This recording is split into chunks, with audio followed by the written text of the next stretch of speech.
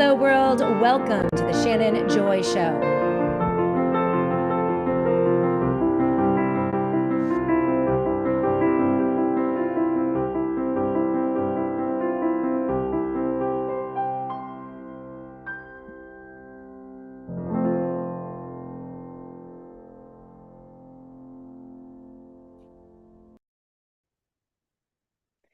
Hello, world, and welcome to the Shannon Joy Show. We're broadcasting live from the Joy Virtual Studio right here in the beautiful Finger Lakes region of New York State. It is Tuesday, January 20th, and yes, it is cold. I don't know how my Northeastern audience is doing today, but here in Rochester, New York, it's about 8 degrees outside right now. The wind chill, it's like -3. And it feels like -12 or -15. I go through a wind tunnel to get to my studio every day. And not only did it blow my hair all over the place, it was very nicely done for the show. But I mean, it is absolutely freezing. I hope everyone is staying warm. We have so much to get to today on the Ask Jay show. You see the headline for today. The Epstein cover-up continues. We have a tweet from Tom Massey and updates on the release of the Epstein files, or the non-release. It looks as if we have full-scale cover-up from this administration, from Donald Trump to Pam Bondi to the entirety of the Republican Party. Many of them are just moving on. They don't want to be bothered with this anymore. And it's been, I think, about 1% of the files have been released, and they are now obstructing justice. So what is happening, in DC and by this administration is illegal. Tom Massey has something to say about that. We're going to look at that today. Also, a big report in the 404 on the Palantir Elite app. Things are heating up in the theater of Minnesota. We are continuing to have abuses of United States citizens by ICE agents and, unconstitutional actions. We also have the use of new technologies, surveillance technologies. We have been talking about that for many, many years here in the Shannon Joy Show. This is just another example. The Palantir Elite app is being used by these ICE officials to violate the constitutional rights, the Fourth Amendment rights to privacy of United States citizens in their attempt to take care of the illegal immigration population. And of course, they're using illegal immigration to justify police state unconstitutional tactics. I think that is why the theater exists to begin with. But you've seen all of the videos of ICE agents sticking a phone in front of a person's face, reading their biometrics, and apparently being delivered all sorts of data. Well, we have information on that.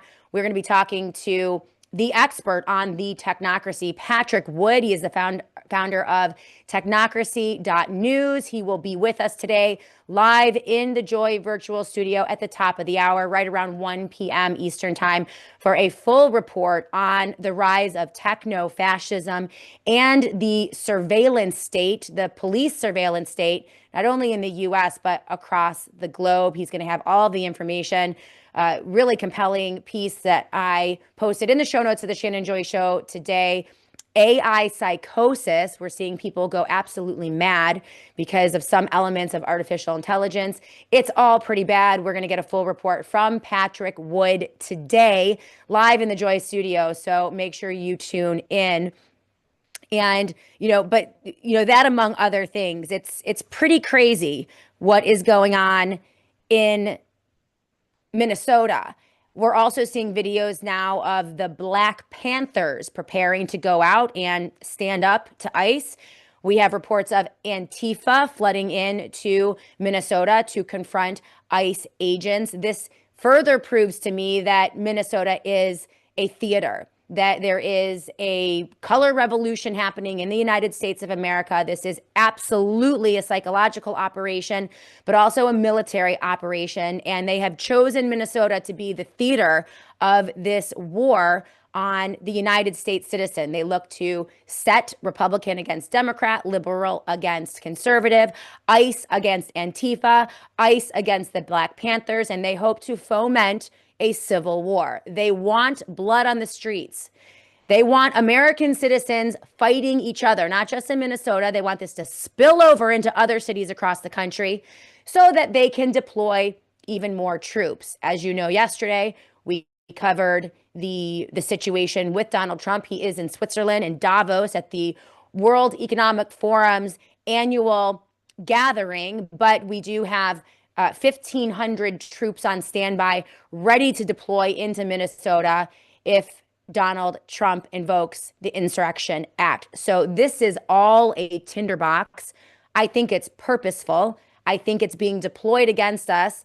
And the only thing I can tell my fellow Americans, left and right, is to remain peaceful. Don't go anywhere near Antifa or the Black Panthers or even the ICE agents, because, there is certainly an agenda there to stoke up tension and fears and even violence among regular Americans. And we just have to resist that completely. It does have the added benefit, however, of introducing so many liberal Democrats to the Second Amendment. So we have some video. A liberal Democrat fella in Minnesota is invoking his Second Amendment rights and standing up. Annie has, go ahead and bring up the video there. So this guy, in fact, Annie, if you want to run the audio, it's actually interesting what he has to say. He's being confronted, but this is a liberal Democrat. And it's amazing to me that through all of this, we now have liberal Democrats who believe in the Constitution actually supporting the right to keep and bear arms and understanding, deploying it appropriately, right? The point of having an armed citizenry is so that we can stand up to, if necessary, a rogue police force or a rogue government. And so I just find this all to be incredibly fascinating. This guy just tickles me. I mean, he's out there, he's kind of roly-poly and, but standing on his property. So he's on his property. He has clearly a license to carry the weapon. And it's interesting. It appears to be an assault rifle, which is, it's the weapon that all liberals love to hate. But it just shows you how people just abandon their principles. You said what, Shay? I know. I can't listen. It's amazing how people switch sides. And then you have people on the right. This is even more interesting. So some of the biggest gun advocates and Second Amendment advocates on the right are now out on Twitter saying, arrest this guy. He's harassing ICE, take him down. And these are the people who would, this would be the situation that they would 100% support a person's right to keep and bear arms, but now they're just completely switching sides. So the liberal Democrats love them some assault rifles in Minnesota, and the right-leaning Second Amendment gun-toting Republicans are like, confiscate the guns, take this guy down, screw the Second Amendment, we don't care about it anymore because we love us some Trump, and anything that he does with ICE or with the military is justified because, well, he's our bully. He's our tyrant. It's just amazing. Mark the Regan is with us on the live chat. He said, yes, it's a theater, spot on. Yeah, I agree with you. What do you guys think about what's going on in Minneapolis? We're keeping an eye on it. What I'm hoping is that Americans will tune this out and that Americans will remain peaceful. I'm actually very proud of the liberal Democrats who are standing up and speaking out and using their phones and their voices to document and to challenge, who are respectful and out there standing up for their fellow U.S. citizens who are being abused and harassed by these ICE agents. And the videos are kind of insane. They're trolling Walmart parking lots. They're trolling Target parking lots. They ripped a U.S. citizen out of his house in his bathrobe while his 6 or 7-year-old grandchild is screaming in terror. Turns out it was a false alarm. This guy was a U.S. citizen and they let him go. But this is just insane. It's insane. And any sane, sober American who believes in the Constitution and our Bill of Rights would oppose the actions of ICE in Minnesota. There is a very calm and legal and non-hyperbolic or violent way to deport thousands or even millions of illegal immigrants in the United States of America. And it starts with taking away the benefits. You know, people often ask me, well, what would you do, Shannon? Well, first and foremost, you cut off the welfare, you cut off the benefits, the free healthcare, the free food, the free housing.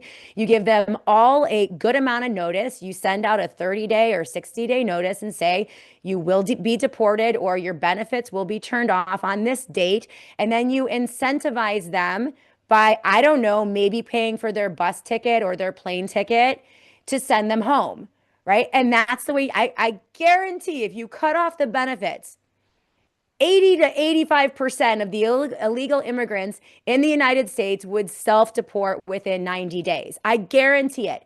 And if they had the political will and they actually had an agenda to deport illegal immigrants, that's what a sane and constitutional governing body would do. But of course, that's not the point. The illegal immigrants are here so that they can gin up fear and terror and justify the expansion of the military police state and the surveillance state. So they don't want the illegal immigrants to go home. They want them there so that they can justify these unconstitutional actions. And it just so happens that this is the Trump administration. As we know, during the Biden administration, they had all kinds of reasons and excuses, namely the COVID pandemic, to justify the expansion of the police surveillance state. They had the, January 6th and the insurrection on Capitol Hill as an excuse to deploy the military surveillance police state. So the Democrat administrations do this. The Republican administrations do this. They're no different. It is the uniparty. And this is why it's happening. So again, what we're hoping for here is peace. And we just hope that the good people of Minnesota, Minneapolis, Minnesota, I'm so sorry. It just so happens that your town is where they chose to conduct this theater.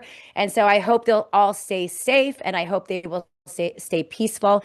And, let Antifa come in, let the Black Panthers come in and let ICE come in and do their thing. But I think as Americans, we just need to step back and say, we are not going to fight each other. You are not going to get a civil war. And if enough Americans choose that path, then I think that maybe this PSYOP will fail. And I hope that it does, because as we see from this report in the 404 that we're going to go over with Patrick Wood a little later today in the program, they have now rolled out Elite, which is a Palantir product.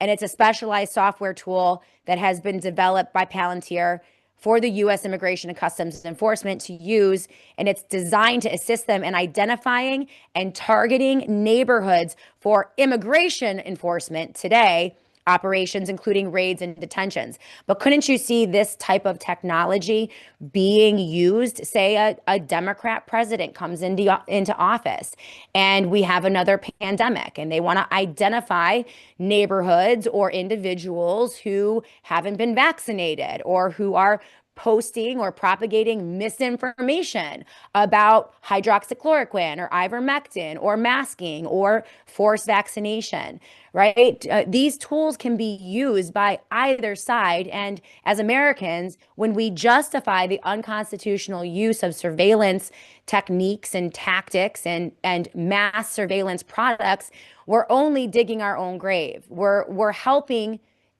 them to create and construct an apparatus that can be turned on us at any moment in time for other political reasons.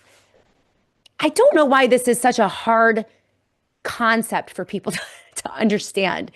It's just really interesting. But Annie, do we have the video of the little roly-poly fellow in Minnesota who is exercising his Second Amendment rights for the appropriate reasons? Or is that too glitchy? Are we not able to get it? Oh, okay. There we go. Yeah, go ahead. Oh, no, we can't get it. What is going on with the video? Anyway, let's go to the live chat. We are broadcasting live on Rumble. We're live on Twitter. Spreely TV, Roku TV, Apple TV, every podcast platform you can imagine. And of course, we are live on YouTube. We are live on Facebook. We are live on Substack. Welcome to all of our Substack followers and friends, those who are watching today. We appreciate all of you. Thank you for those of you on Substack who are subscribing to the Shannon Joy Show, and also those of you who have come on as paid subscribers. Really appreciate all of you, whether it's $2 a month, $8 a month, or more. It all matters, and I appreciate all of you. Matthew Fanning Big from YouTube. Great to see you on the SJ Live chat. This is all designed to create chaos. It's hard to tell who isn't or is a government agent. Wouldn't you imagine that the Black Panthers or Antifa, organizations like those ones, pretty sketchy to begin with, wouldn't you imagine that they would have government agents potentially infiltrating those organizations that are, planted there to create chaos? Remember, the agenda is the expansion of power and control by those who run things in Washington, D.C. And a lot of it is to cover up the fact that our own government, Democrats and Republicans, have stolen from the American taxpayer nearly $55 trillion from the U.S. Treasury. Now, that was a bombshell that was released on the Shannon Joy Show last week by the amazing Catherine Austin Fitts. And very cool. One of those clips from Substack is going absolutely viral on Twitter right now. It's upwards towards 700,000 views. This is when Catherine Austin Fitts lays out exactly how that money was stolen. But this is now gaining traction on other news outlets, which I'm absolutely thrilled about. What do they want to cover up? The fact that our own government, Democrat and Republican, has stolen $55 trillion from the American people.